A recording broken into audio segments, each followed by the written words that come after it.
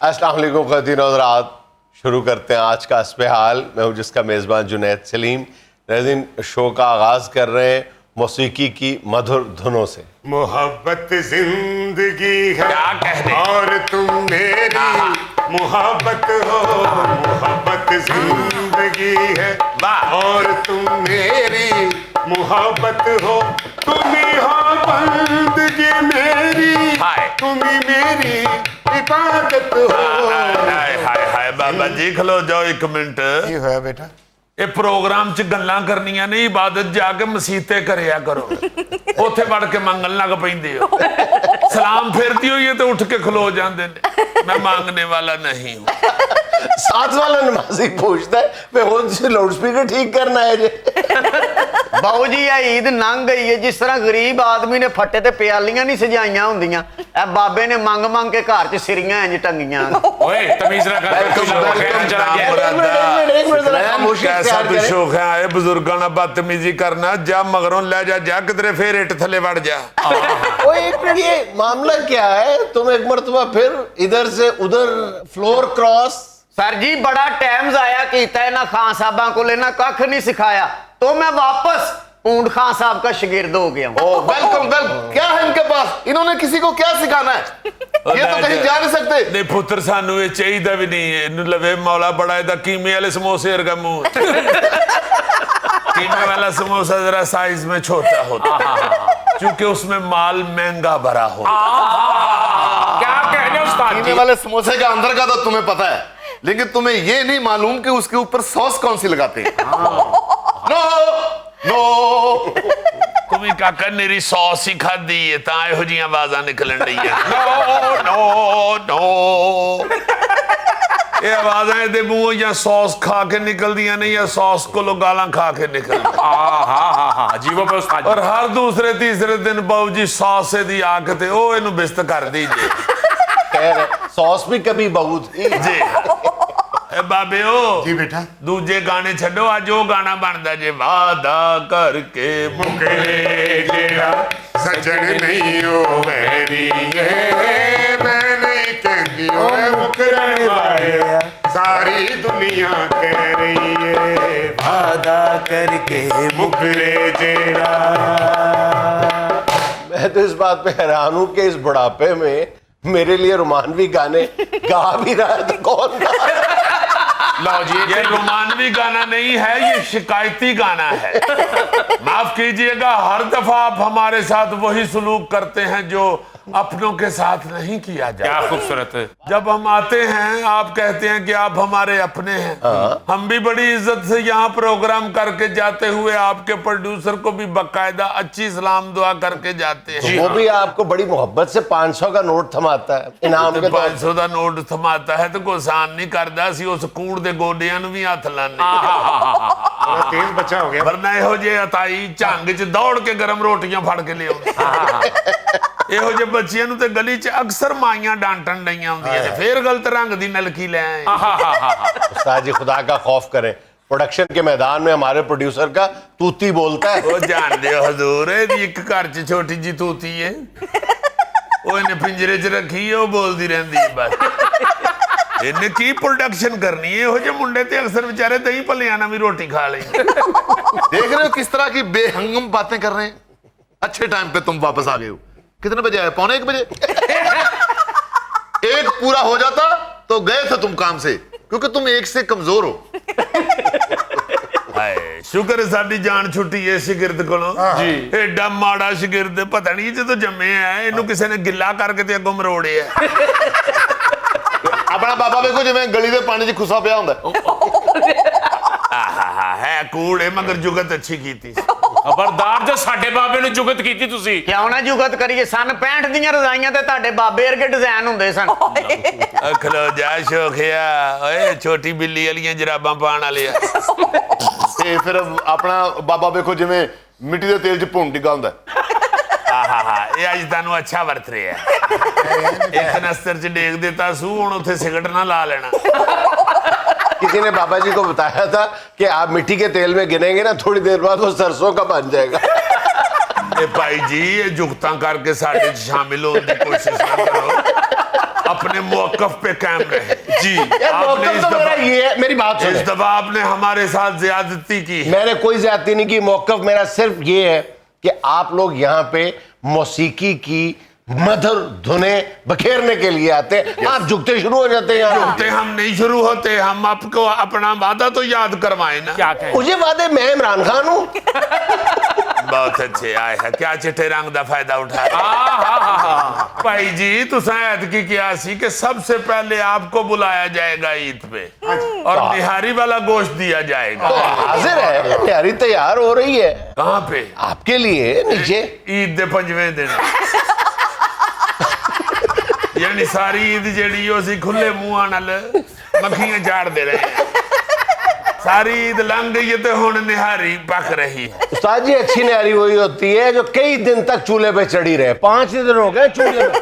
नहीं तो फिर अगले साल दी ईद ते ना आ जाइए ताकि निहारी कई दिन तक चूल्हे पे चढ़ी रहे। जितनी देर तक निहारी खुद ना कहे मेरे पैर सड़ गए ने मैनू थल्ले ला लो, उतनी देर तक लाना ना उन्हें। आप एक दफा खाएंगे ना तो उंगलियां चाटते रह जाएंगे। पुत्र सी अगले साल भी आए थे, बाबू ने कह देना जरा 2-3 वाले होर ले लेने।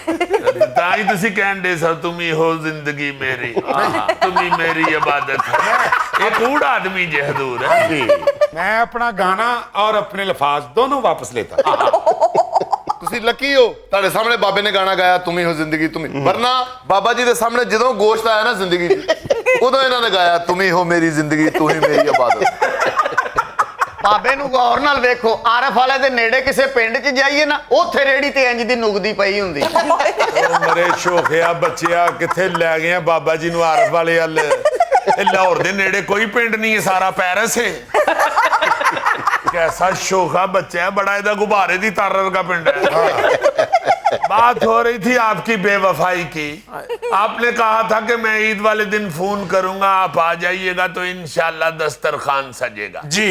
ਅਸੀਂ ईद ਦੇ 4-5 दिन फोन विच घर रख के ते साइलेंट बैठे रहे कि किधरे शोरो हो गई ਅਸੀਂ बेल मिस ना कर जाए। गलत बात कर रहे हैं। मैंने ईद वाले दिन आपको फोन किया है गोश्त के लिए, आपका नंबर मुसलसल बिजी जा रहा था।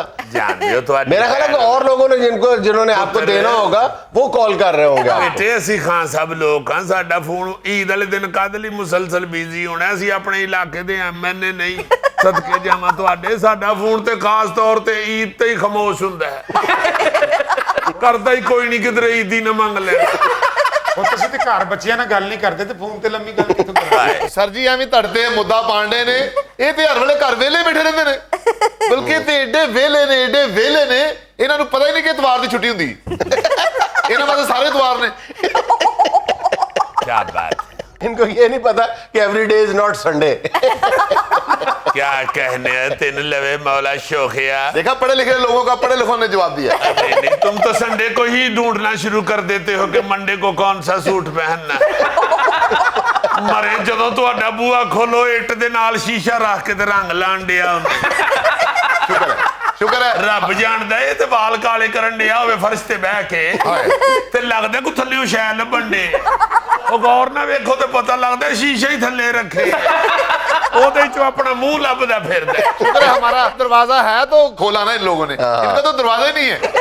ਤੁਹਾਡੀ ਵੀ ਤੇ ਮੰਜੀ ਦੀਆਂ ਪੈਂਦਾ ਨਹੀਂ ਨਾ, ਸੁੱਤਾ ਹੋਇਆ ਬਾਬਾ ਲੱਗਦਾ ਕਿ ਫਾਲਜ ਵਾਲੇ ਨੂੰ ਕੋਈ ਹਾਮਾ ਮਾਰ ਗਿਆ। तेरी क्या बात है, मरे बच्चे रिश्तियां सारा बंदा बना के ते धौन दे उत्ते जीरो दा बल्ब ला ਇਹ ਜਿਹੜੇ ਸਾਨੂੰ ਵੇਲਾ ਕਹਿਣ ਦੇ ਨਾ ਖਾਨ ਸਾਹਿਬ 2-3 ਵਾਰੀ ਸਾਡੇ ਨਾਲ ਗਏ ਜੇ ਫੰਕਸ਼ਨ ਤੇ ਲੇਟ ਆਣ ਦੀ ਵਜ੍ਹਾ ਕੀ ਦੱਸ ਦੇਣੇ, ਪੇਟੀ ਥੱਲੇੋਂ ਜੁੱਤੀ ਨਹੀਂ ਸੀ ਨਿਕਲਣ ਦੇ। ਔਰ ਜੁੱਤੀ ਵਾਲ ਧਿਆਨ ਮਾਰੋ ਤੇ ਲੱਗਦਾ ਵਾਕਈ ਜੁੱਤੀ ਨੇ 3-4 ਸਾਲ ਪੇਟੀ ਥੱਲੇ ਕੱਢੇ। ਜਾਂ ਇਹਨਾਂ ਦਾ ਬਹਾਨਾ ਹੁੰਦਾ ਪਰ ਛੱਤੀ ਤੋਂ ਪਜਾਮਾ ਕੁੜਤਾ ਲਾਣਾ ਸੀ ਤੇ ਮਹੱਲੇ ਚੋਂ ਕੋਈ ਲੱਕੜ ਵਾਲੀ ਪੌੜੀ ਨਹੀਂ ਸੀ ਪਿਆ ਦੇਦਾ। ਇੱਕ ਵਾਰੀ ਤੇ ਸ਼ੋਅ ਤੇ ਪਹੁੰਚਿਆ ਹੀ ਨਹੀਂ, ਮੈਂ ਕੋ ਕਿੱਥੇ ਰਹਿ ਗਿਆ ਸੀ, ਕਹਿੰਦਾ ਮੇਰਾ ਸ਼ਾਗਿਰਦ ਬਿੱਲੀ ਚੁੱਕ ਕੇ ਲੈ ਗਈ। ਕਹਿੰਦੇ ਸਾਰਾ ਮਹੱਲਾ ਮੈਂ ਬਿੱਲੀ ਦੇ ਤਰਲੇ ਕਰਦਾ ਰਿਹਾ, ਬਿੱਲੀ ਨਹੀਂ ਮੰਨੀ। ਅਖੀਰ ਉਹ ਇਹਨੂੰ ਲੈ ਕੇ ਦਰਖਤ ਤੇ ਚੜ੍ਹੀ, ਉੱਤੇ ਬਹਿ ਕੇ ਉਹਨੇ ਖਾਣਾ ਸ਼ੁਰੂ ਕੀਤਾ, ਉਹਨੂੰ ਕੌੜਾ ਲੱਗਾ ਤੇ ਉਹਨੇ ਥੱਲੇ ਸੁੱਟਿਆ। जुगत बेशक लंबी थी मगर मैंने करनी जरूर। फिर अपना पापा वेखो जिवें आलू पालक खराब हो जाते हैं। मेरी बात सुने, आपको जुगत करने के लिए इस ग्रुप में सिर्फ बेचारे बाबा जी मोहतरम ही नजर आते हैं, वो उस्ताद जी नजर नहीं आते, ये डब्बे खान नजर नहीं आता। ਸਾਜੀ ਤੁਸੀਂ ਸਿਰਫ ਬਾਬਾ ਹੀ ਵੇਖੋ, ਜਿਹੜਾ ਖੁਰਕ ਵਾਲਾ ਸਾਬਣ ਮਾਰਕੀਟ ਚ ਆਏ ਨਾ ਉਹਦਾ ਮਾਡਲ ਬਾਬੇ ਵਰਗਾ ਹੁੰਦਾ ਜੀ। ਇਹੋ ਜਿਹੇ ਬੱਚੇ ਕੋਲੋਂ ਭੈਣ ਭਰਾਵਾਂ ਦੇ ਨਾਮ ਪੁੱਛਣਾ, ਦੱਸਦਾ ਪਸਲੀ, ਧਾਗਾ, ਤੀਲਾ, ਨਾੜੂ ਤੇ ਸਭ ਤੋਂ ਛੋਟਾ ਚਿੜਾ ਉੱਡ ਗਏ। यार अगर आपने कुछ नहीं सुनाना तो फिर मैं ब्रेक ले लूं। ਨਹੀਂ ਜਨਾਬ, ਕੀ ਕਰਦੇ ਹੋ ਪੈ? ਜਿਹੜਾ ਪੈਟਰੋਲ ਵਾਲਾ ਡੰਡਾ ਵੱਜਿਆ ਇਦੋਂ ਪਹਿਲੇ ਉਹਦੀ ਆਹੋ ਬਕਾ ਤੇ ਕਰਨੀ ਹੈ। ਚਲੋ ਜੀ ਬਾਬਿਓ, ਸ਼ੁਰੂ ਹੋ ਜਾਓ। ये कैसा सितम है जो तूने ढाया, अभी तो यकम को था रेट बढ़ाया। हम पे ये किसने नया बोझ डाला, ओ हम पे ये किसने नया बोझ डाला। तेरे ओगरा ने हमें मार डाला, ओ मार डाला, अल्लाह मार डाला, अल्लाह मार डाला। नाज़रीन, यहाँ में लेना एक छोटा सा वक्फा, हमारे साथ रहिएगा। जो ऐसे हमारे काश्तकार भाई हैं जो जिद्दत के साथ काश्तकारी करना चाहते हैं, उनके लिए बड़े आगे जबरदस्त मौके पैदा हो। अच्छा भाईजान, सी पैक के हवाले से पिछले दिनों एक अफसोसनाक खबर जहाँ सुनने को मिली है जी, जो वो चीनी इंजीनियर्स की बस को हादसा पेश आया और उसकी तहकीकात भी हो रही हैं। अच्छा, जब ये पूरा सी पैक का प्रोजेक्ट जो है ये मंजर आम पे आया था, उसकी तफसीलात आई थी, उस वक्त से ही जिसकी मर्जी हुकूमत हो, पीपल्स पार्टी, नून लीग और आज PTI की, हमेशा सी पैक पे एक बड़ा एतराज़ ये किया जाता है कि जी हम तो शायद यहाँ पे सड़कों के किनारे बैठ के तो चीनी जो ट्रक आया करेंगे उनके पेंचर्स लगाया करेंगे, या उनको ट्रक अड्डों पे बैठ के चीनी ड्राइवर होंगे, उनको रोटी शोटी खिलाया करेंगे। तो मुसलसल ये कोशिशें हो रही हैं कि ये जो फ़ायदा है सी पैक का, ये दो तरफा होना चाहिए, बल्कि सह तरफा होना चाहिए, बल्कि कई तरफ का होना चाहिए, सारे मुल्कों का हर भला तरफा होना चाहिए। हाँ, क्योंकि सारे मुल्क इन्वॉल्व है ना, तो दोनों तीनों तरफ से अब ये कोशिशें हो रही हैं। और जाहिर है हर मुल्क का जो नेशनल इंटरेस्ट है वो यही है कि ज़्यादा से ज़्यादा हमारा जो हिस्सा है उसमें इजाफा हो। बिल्कुल। तो इस हवाले से एक अच्छी खबर ये सुनने को मिली है कि दो चीज़ों पे पाकिस्तान का चीन के साथ एग्रीमेंट हो गया है, जिस पे पिछले सवा दो साल से बड़ी मतलब शदीद बहस जारी थी कि आप हमसे लेंगे क्या, पाकिस्तान से चीन लेगा क्या। ये प्रॉब्लम पता है बुनियादी तौर पे क्या है कि पाकिस्तान चीन से 16 अरब डॉलर की इंपोर्ट करता है, 16 अरब डॉलर की, और पाकिस्तान जो है वो चीन को एक्सपोर्ट कितनी करता है, सिर्फ 2 अरब डॉलर। यानी देखा जाए तो 14 अरब डॉलर का खसारा है, तजारती खसारा है पाकिस्तान और चीन के दरमियान। अब पाकिस्तान को ये फिक्र है कि हम बहुत सारी चीजें चीन को दे सकते हैं, लेकिन बुनियादी मसला ये है कि क्या क्या दे सकते हैं आप। जिस चीज पे हाथ रखो पता चलता है कि ये तो पहले ही चीन बना रहा है, बल्कि अगर उगने वाली चीज है तो पता चलता है कि चीन पहले ही उगा रहा है।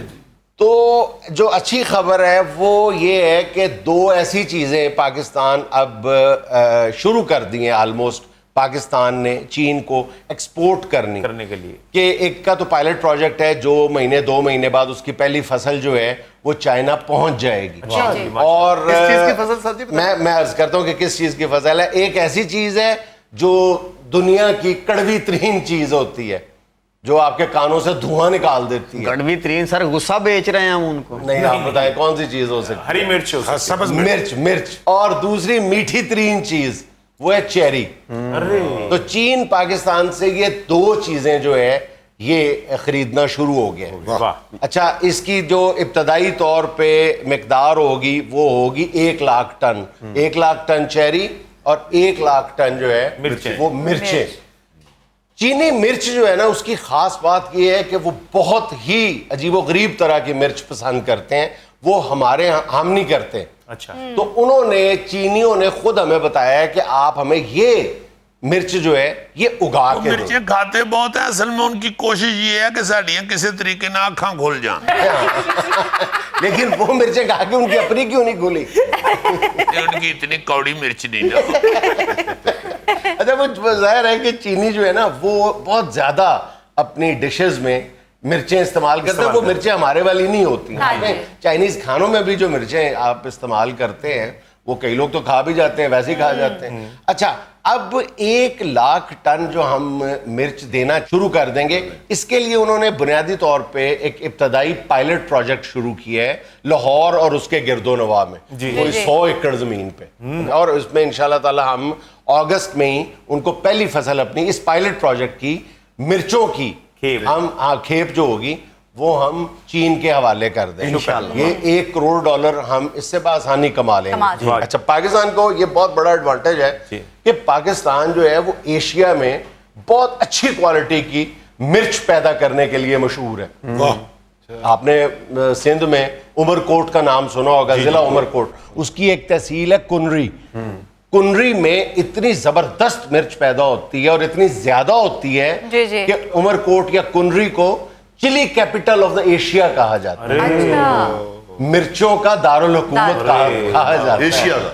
हाँ, एशिया का। सर वो कड़वी भी बड़ी होती है, होती तो छोटी सी है लेकिन होती बड़ी कड़वी हाँ, है। होती बिल्कुल तीखी तुम्हारी जितनी है, बिल्कुल छोटी सी होती है लेकिन बहुत कड़वी होती है। और लेकिन उसका असर भी तो ये होता है ना कि जहां आप मिलावट वाली या दूसरी कोई मिर्च 2 या 2.5 चम्मच इस्तेमाल करते हैं, वहां पे उसका आधा चम्मच पड़ता है। तो ये जो मिर्च देंगे ना चीनियों को, ये नदी आँखां खोल देगी। लेकिन अब जो हम मिर्च चीनियों को भेजेंगे ना, वो पाकिस्तान के कई इलाकों में पैदा हो सकती है। और मेरा ख्याल है कि जो ऐसे हमारे काश्तकार भाई हैं जो जिद्दत के साथ काश्तकारी करना चाहते हैं, उनके लिए बड़े आगे जबरदस्त मौके पैदा हो रहे हैं। थैले सुन रहे हो? थैले के पास भी जमीन है थोड़ी जी। थैले के पास कहाँ है जमीन? 2 मरले सर। सर 3 गुआंढियां दी ते मिर्चियां ले जाएंगे। वैसे आपको एक बात बताऊं, आने वाले वक्त में ये जो जगह है ना, या यूं कह लें कि जमीन है, हाँ जी। ये बहुत इंपॉर्टेंस इख्तियार कर जाएगी, बहुत अहमियत की हामिल हो जाएगी। चंद साल पहले आप देखें, 15-20 साल पहले कितनी फसलें थी जिनके बारे में कोई तस्वर ही नहीं था कि वो इस मखसूस इलाके में पैदा हो सकती है। आज कमोबेश हर फसल, हर फल कमोबेश हर जगह पे पैदा हो रहा है। नारियल भी पैदा हो रहा है। अच्छा, ये जो चेरी है, ये आपने कभी सोचा था आज से 10-12 साल पहले कि चेरी पैदा होगी? तो आज धड़ाधड़ चेरी पैदा हो रही है। लेकिन सितम ज़रीफ़ी ये है कि हम 2000 टन के लगभग चेरी पैदा करते हैं। 1000 टन हम खा पी जाते हैं, और वो भी जिस तरह खाते हैं वो भी आपके कि लोग रेडियो पे रख रख के बेचारे फेंक रहे होते हैं। तकरीबन थ्रोअवे प्राइसेस पे होती है उनकी कीमत। तो तोड़ते तोड़ते खा जाते हैं। 1000 टन जो है, बाकी जो है वो जाया ही हो जाती है, बिल्कुल जाया हो जाती है, यानी जो रेडियो तक भी नहीं पहुंचती। तो ये बड़ा जुल्म है काश्तकार के साथ भी और मुल्की इकोनॉमी के साथ भी। अब चीन ने कहा कि जी छोड़ो 1000, 2000, आप 1 लाख, 1.5 लाख, 2 लाख टन पैदा करें चेरी, हम खरीदेंगे आप। जाहिर है कि बहुत बेहतर रेट पे खरीदेंगे, बहुत अच्छे रेट पे खरीदेंगे।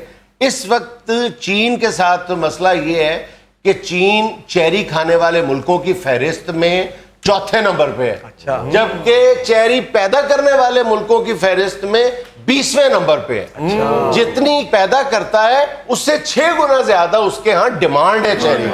जी, आबादी इतनी ज्यादा है, इतनी ज्यादा आबादी है कि वो बेपनाह एग्रीकल्चर मुल्क अब बन चुका है।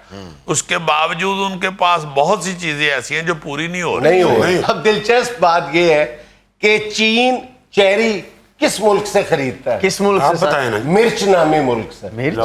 किसी मुल्क का नाम मिर्च है? मैंने है यार, सर सुना पहली चिल्ली दफा। Chilli chilli chilli. बहुत एक्सपीरियंस है जी ज़ाहिर यार है, मैं साइकिल पकड़ कर सुबह सुबह ही निकल जाता हूँ चिल्ली कहीं भी। सर ये चिल्ली के हमसाए ममालक में कोई हल्दी, नमक, गरम मसाला भी है। अच्छा सर जी, चाइना 4थे नंबर पे है खाने वाला चेरी, तो जो पहले नंबर पे वो तो बताएं। तुर्की। अच्छा। तुर्की, और तुर्की पैदा भी करता है अच्छी खासी। तुर्की वैसे तमाम फल बहुत बड़ी मिकदार में पैदा करता है, और तुर्की का कमाल ये है कि तुर्की अपने फलों को प्रोसेस करके महफूज करने का मास्टर है, क्या बात। खुश करके बेचने का मास्टर है किसी भी शक्ल में। वो पूरी दुनिया की मार्केट पे छाया हुआ है तुर्की इस वक्त। सर मिर्चों की पैदावार तो किसी हद तक चलो बेहतर है, लेकिन चीन के ऑर्डर जो चेरी के लिए आए हैं इसकी पैदावार के लिए हमें बड़ी मेहनत करनी पड़ेगी। देखिए, मिर्चों में पाकिस्तान जो है पैदावार के हवाले से इस वक्त भी, गए गुजरे हालात में भी, पाकिस्तान जो है दुनिया में 9वें नंबर का, 9th नंबर का प्रोड्यूसर है। मिर्चें पैदा करता है पाकिस्तान और अच्छी क्वालिटी की करता वाह। है। लेकिन चेरी में हम वाकई बहुत पीछे हैं, लेकिन अब शौक है लोगों में। वाह। लेकिन प्रॉब्लम ये है कि हमने घरों में लगाई हुई है, छोटे छोटे ही जगहों पे लगाई हुई है। लेकिन अगर हम इसको एक जदीद पैमाने पे, जदीद अंदाज में, बड़े पैमाने पर इसकी काश्तकारी बागबानी शुरू कर जी। दें, और चेरी और मिर्चें, ये तो दोनों सामने की फसलें हैं ना, कि चीन ने एग्रीमेंट कर लिया है कि तुसी उगाई जाओ तो भेजी जाओ। भेजी जाओ। हाँ, पंजाबी में नहीं ना कहा उन्होंने, कहा उन्होंने चाइनीज में ही है, कहा यही है।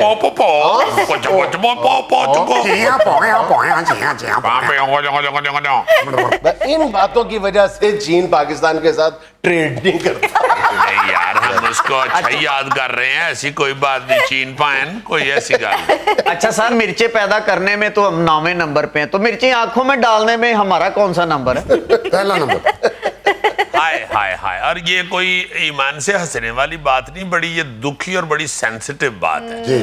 आप अगर दूसरे ममालिक के साथ तजारत करना चाहते हैं, इंपोर्ट एक्सपोर्ट करना चाहते हैं, खास तौर पे एक्सपोर्ट करना चाहते हैं, तो आप अपनी हिस्ट्री पे जरा नजर डालें कि हमारी कौन कौन सी चीज जो है वो बहुत अच्छी थी एक्सपोर्ट में और वो बर्बाद हो चुकी है। जैसे कालीन है, आम है, मतलब आम भी हमारे पहले बहुत अच्छी डिमांड शुरू हुई थी, फिर एकदम रुक गई, अब फिर बेहतर हो गई है, बेहतर होना शुरू हुई है, चूंकि वो कह रहे थे जी मक्खी के बगैर, मक्खी नहीं बीच में आनी चाहिए। फिर कालीन की क्वालिटी हमने स्पोर्ट्स गुड्स कहाँ चली गई, कहाँ चली गई, सर्जरी का सामान नीचे आ गया है, और उसकी वजह यही है कि हम आंखों में मिर्चें डालना चाह रहे होते हैं। अब अल्हम्दुलिल्लाह एक्सपोर्ट के हवाले से सूरत हाल कोई उम्मीद अफजा नजर आ रही है। लास्ट ईयर हमने शायद रिकॉर्ड कायम किया है 25.3 अरब डॉलर की एक्सपोर्ट करके। ये इंशाल्लाह अगर थोड़ी इस तरफ बिजली, ये तवानाई के जो मसाइल है, इस पर अगर हम काबू पा लें और ये जो मिर्चें आंखों में डालने वाला रवैया है ये खत्म कर लें और इसको मुल्क के अंदर ही इसका सदेबाब करें, बजाय ये कि हमारा माल बाहर से वापस आए, बाहर से, वो पंजाबी में कहते हैं उलामा आए, शिकायत आए।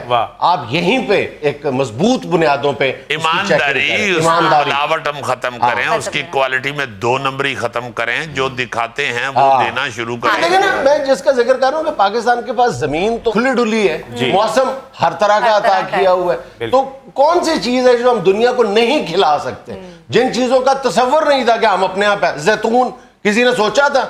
आज आप जाए चकवाल, अपनी आंखों के सामने जैतून तोड़े, अपनी आंखों के सामने मशीन में क्रश करवाएं, और क्या नजारा होता है कि जब उसमें से तेल निकलता है, जैतून का तेल, खालिस तेल हम ढूंढते फिरते हैं मार्केटों में बड़े बड़े, लेकिन आज ये दिन है कि अपनी आंखों के सामने आप जो है जैतून का तेल निकलवा के कर ले। चकवाल साइड पे कई फार्म है, कई जगहों पे आप तो। यार तुम्हारी भाभी ने हांडी पकानी थी, फिर मैं सुबह सुबह ही निकल जाता। लेकिन वो पैसे लेके ये नजारा करवाते हैं, फ्री नहीं जी, पैसे दे के जनाब लगाएंगे, ऐसी कदम फ्री लेने हैं। नाज़रीन, यहाँ में लेना एक छोटा सा वक्फा, हमारे साथ रहिएगा। भैंस होती है ना जी, ये बुरश इसके हाथ में ना भी हो, उसके बावजूद इसके मुंह से पेस्ट की झाग निकलती है। असल में ये भी है कि अगर एक भैंस जुगाली ना करे तो उसकी खुराक हजम नहीं हो सकती। अच्छा प्यारे बच्चों, आज की क्लास में हम एक ऐसे जानवर का जिक्र करेंगे जो पाकिस्तान जैसे ज़राई मुल्क में हर बंदे का किसी न किसी अंदाज में रोजमर्रा जिंदगी का एक हिस्सा होता है। यानी आपको अंदाजा हो गया होगा, गाय, भैंस। जाहिर है कि पाकिस्तान जैसे ज़राई मुल्क में हर बंदे की जिंदगी का ये हिस्सा है ना जी, गाय और भैंस। तो उसकी सलाहियतों का जिक्र करेंगे। ये तो बचपन से पढ़ रहे हैं ना जी, रब का शुक्र अदा कर भाई जिसने हमारी गाय बनाई। और ये देखें कि अगर इंसान गाय और भैंस पर जरा नजर रखे, उसकी सारी चीजों को देखे, तो इंसान अल्लाह पे ईमान ले आता है। क्या बात। सूरह नाहल की 66वीं आयत है, जिसका मफहूम ये है कि इन मवेशियों में तुम्हारे लिए निशानियां हैं। अल्लाह ताला इनके पेटों में गोबर और खून के दरमियान से तुम्हारे लिए शफाफ दूध पैदा करता है। सुभान अल्लाह, सुभान अल्लाह। तो गाय की एक बहुत बड़ी सलाहियत है जिसके बारे में आम तौर पे हम आगाह नहीं है। और जब भी वो है इसकी सूंघने की हिस्स। अच्छा। आमतौर पे जब सूंघने की हिस्स की बात आती है तो ज़हन में कुत्ता आता हाँ है। जी। यकीनन कुत्ते की जो सूंघने की हिस्स है वो बहुत तेज है, बहुत शार्प है। जी। लेकिन अगर दूरी देखी जाए, दूर से किसी चीज का सूंघना, तो गाय और भैंस की जो कुव्वत है, जो एबिलिटी है स्मेल करने की, वो लाजवाब है। अच्छा जी। यानी 9 या 10 किलोमीटर दूर की चीज जो है वो जी। गाय सूंघ लेती है। अच्छा, हाँ, 10 किलोमीटर दूर की चीज सूंघ लेती है। यानी कि सर जी बंदा घर में वंडा तैयार कर रहा और गाय और भैंस को डेरे पे पता चल जाएगा कि मेरी खुराक तैयार हो रही है। एग्जैक्टली। अच्छा, चले आपसे एक सवाल पूछता हूँ। एक गाय की औसत उम्र क्या होती होगी आपके ख्याल में? 50 साल। 25 साल। हाँ, 20 से 25 साल लगभग होती है। लेकिन डेयरी इंडस्ट्री, जिसमें गाय को बिल्कुल एक मशीन समझा जाता है, उसमें गाय की जो औसत उम्र है वो 5 से 7 साल होती है। उसके बाद उसको यानी कल कर दिया जाता है, साइड पे कर दिया फिर जाता वो है। दूध नहीं देती इतना। अब दूध में कमी वाक़ होना शुरू हो जाती है और डेयरी इंडस्ट्री, जैसे मैंने आपको बताया कि वो एक बिल्कुल उसको मिल्किंग मशीन समझती है। अच्छा, गाय या भैंस की उम्र का अंदाजा या तो दांतों से लगाया जाता है आमतौर पे, या उसके सींगों के ऊपर रिंग बने होते हैं, उससे अंदाजा होता है कि इसकी उम्र कितनी है। अच्छा। जैसे दरख्त की उम्र का अंदाजा भी वो रिंग ट्री से लगाया जाता है, एनुअल रिंग से लगाया जाता है। उसके हर ऊपर साल जो एक दायरा आ छाल जाता होती है वो हाँ। बता जी, देती जी। है। और सर एक और हैरान कुन बात आपको बता दूं, जी। ये जो भैंस होती है ना जी, ये बुर्श इसके हाथ में ना भी हो, उसके बावजूद इसके मुंह से पेस्ट की झाग निकलती है।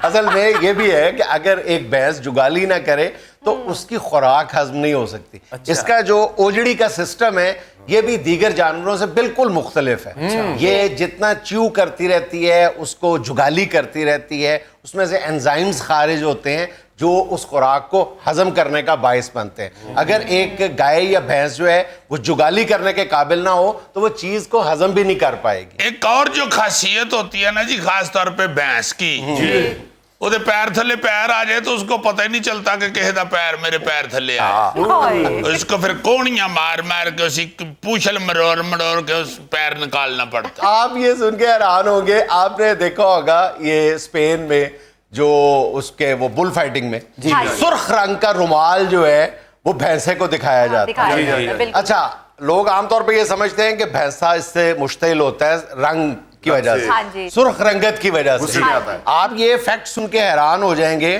कि सिर्फ सुर्ख रंग ही ऐसा है जो गाय या भैंस या भैंसा नहीं देख सकता।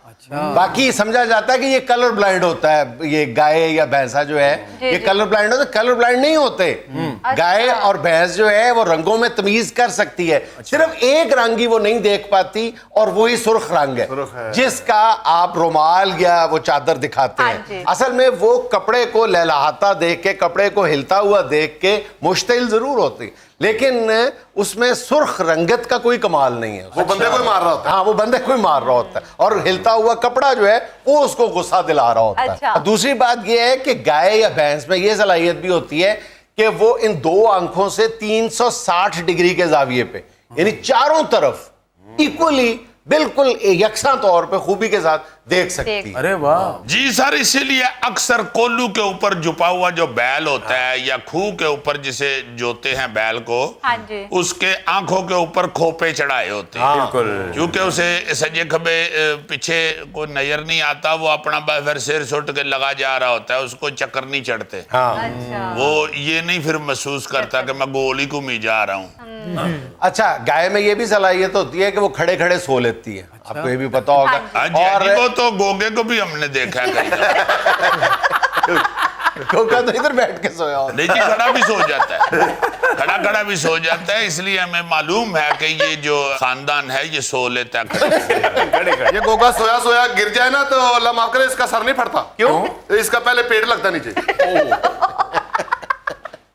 अच्छा, गाय की एक और खूबी ये भी है कि ये अपनी जिंदगी का आधा हिस्सा जो है ये बैठ के गुजारती है या लेट के गुजारती है। अच्छा। यानी और एक दिन में एक गाय जो है वो औसतन जो है वो 10 से 12 दफा उठती बैठती है जरूर। और इतना, यानी आधा वक्त जो है 12 घंटे के लगभग जो है वो दिन में 24 घंटे में से 12 घंटे जो है गाय जो है वो बैठ के गुजारती है। जाहिर है सर बेचारी बैठी तो ता ही रहती है ना कि ना उसने किधरे शॉपिंग ते जाना है ना किधरे किसी दी खुशी गमी च जाना है ते फिर घर बैठी बेचारी की करे, बच्चे अपने वखरे दरख्त थले बजे होंदे ने वो फिर कहती है चलो बह जावा या सौ जावा। अच्छा, जैसे मुख्तलिफ जानवरों और परिंदों की आवाज़ों के लिए मखसूस अल्फाज हैं, हाँ जैसे जी। चिड़ियों का चहचहाना है और घोड़े का हिनहनाना है और मेमने का मिनमिनाना है, ठीक है।